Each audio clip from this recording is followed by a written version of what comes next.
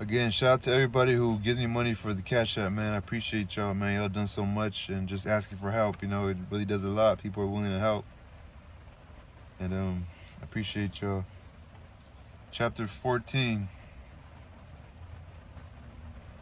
When the youth awoke, it seemed to him that he had been asleep for 1,000 years, and he felt sure that he opened his eyes upon an unexpected world. Gray mists were slowly shifting before the first efforts of the sun's rays, and impending splendor could be seen in the eastern sky. An icy dew had chilled his face, and immediately upon arousing it, he curled farther down into his blanket. He stared for a while at the leaves overhead, moving in a heraldic wind of the day. The distance was splintering and blaring with the noise of fighting, and there was in the sound of an expression of a deadly persistency, as if it had not begun and was not to cease. About him were the rows and groups of men that he had dimly seen the previous night. They were getting a last draught of sleep before the awakening. The gaunt, careworn features and dusty figures were made plain by its quaint light at the dawning, but it dressed the skin of the men in corpse-like hues and made the tangled limbs appear pulseless and dead. The youth started up with a little cry when his eyes first swept over his motionless mass of men, thick spread upon the ground, pallid and in strange postures. His disordered mind interpreted the hall of the forest as a charnel place.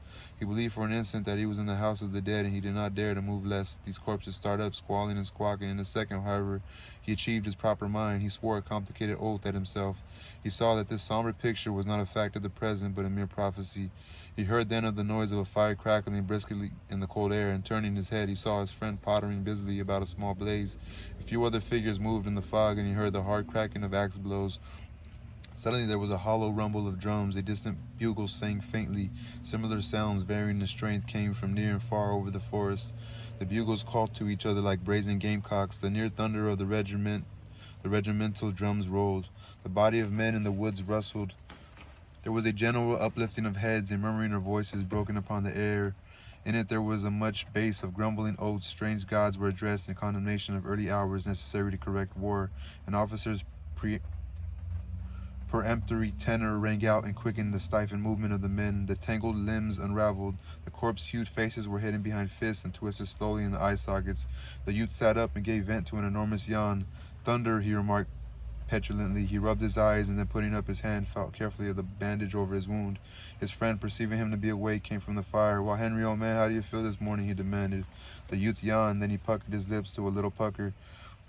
His head, in truth, felt precisely like a mallet, and there was an unpleasant sensation at his stomach.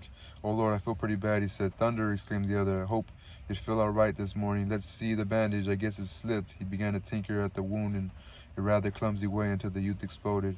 "Gosh darn it," he said in a sharp irritation. "You're the hangedest man I ever saw. You wear muffs on your hands. Why in good thunderation can't you be more easy?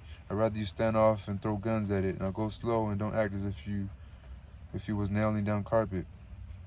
He glared with insolent command at his friend, but the latter answered soothingly, well, come on now, and get some grub," he said. "Then maybe you'll feel better." At the fireside, the loud young soldier watched over his comrade. The loud young soldier watched over his comrade's wants with tenderness and care. He was very busy marshalling the little black vagabonds of tin cups and pouring into them the streaming, iron-colored mixture from a small and sooty tin pail. He had some fresh meat, which he roasted hurriedly upon a stick. He sat down then and contemplated the youth's appetite with glee. The youth took note of a remarkable change in his comrade since those days of camp life upon the river bank. He seemed no more to be continually regarding the proportions of his personal prowess. He was not furious at small words that pricked his conceits. He was no more a loud young soldier. There was about him now a fine reliance. He showed a quiet belief in his purposes and his abilities, and this inward confidence evidently enabled him to be indifferent to little words of other men aimed at him. The youth reflected he had been used to regarding his comrade as a plain child with an audacity grown from his inexperience, thoughtless, headstrong, jealous, and filled with the tinsel courage. A swaggering babe accustomed to strut in his own dooryard. The youth wondered where had been born these new eyes when his comrade had made the great discovery that there were many men who would refuse to be subjected by him. Apparently the other had now climbed a peak of wisdom from which he could perceive himself as a very wee thing, and the youth saw that ever after it would be easier to live in his friend's neighborhood. His comrade balanced his ebony coffee upon his knee. "Well, Henry," he said, "what do you think the chances are? You think we'll wallop 'em?" The youth considered for a moment. "Day before yesterday," he finally replied with boldness, "you You would have bet you'd lick the whole kit and boodle all by yourself. His friend looked a trifle amazed. Would I, he asked. He pondered. Well, perhaps I would, he decided at last. He stared humbly at the fire. The youth was quite disconcerted at this surprising reception of his remarks. Oh, no, you wouldn't either, he said, hastily trying to retrace. But the other made a deprecating gesture. Oh, yeah, needn't mind, Henry, he said. I believe I was a pretty big fool in those days. He spoke as after a lapse of years. There was a little pause. All the officers say we got the ribs in a pretty tight box, said the friend, clearing his throat in a commonplace way. They all seem to think we got 'em just where we want 'em. I don't know about that, the youth replied. What I seen over on the right makes me think it was the other way about. From where I was, it looked as if we was getting a good pounding yesterday. Do you think so? Inquired the friend. I thought we handled 'em pretty rough yesterday. Not a bit, said the youth. Why, Lord, man, you didn't see nothing of the fight. Why? And a sudden thought came to him. Oh, Jim Conklin's dead. His friend started. What, is he, Jim Conklin? The youth spoke slowly. Yes, he's dead, shot in the side. You don't say so, Jim Conklin, poor cuss. All about them were other small fires surrounded by men with the little black utensils. From one of these near came sudden sharp voices in a row. It appeared that two light-footed soldiers had been teasing a huge bearded man, causing him to spill coffee upon his blue knees. The man had gone into a rage and had sworn comprehensively. Stung by his language, his tormentors had immediately bristled at him with a great show of resenting unjust oaths. Possibly there was going to be a fight. The friend arose and went over to them, making pacific motions with his arms. Oh, here now, boys, what's the use, he said. We'll be at the Rebs in less than an hour. What the good fighting among ourselves. One of the light-footed soldiers turned upon him, red-faced and violent. You need to come around here with your preaching. I suppose you don't improve of fighting since Charlie Morgan licked you, but I don't see what business is here of yours or anybody else. Well, it ain't, said the friend mildly. Still I had to see it. Still I had to see. Still I hate to see. Yeah, he said, still I hate to see. There was a tangled argument. While he, said the two, indicating their opponent with accusative forefingers. But during this argumentative time, the desire to deal blows seemed to pass, although they said much to each other.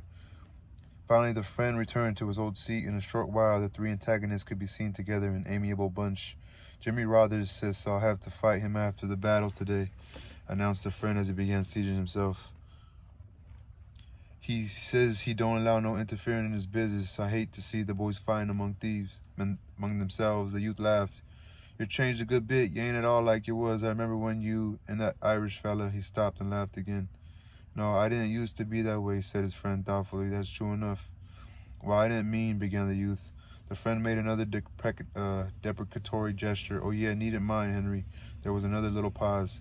The regiment lost over half the men yesterday, remarked the friend eventually. I thought, of course, they was all dead, but laws, they keep a-coming back last night until it seems, after all, we didn't lose but a few. They've been scattered all over, wandering around in the woods, fighting with other regiments and everything, just like you done. So, said the youth. That's chapter 14.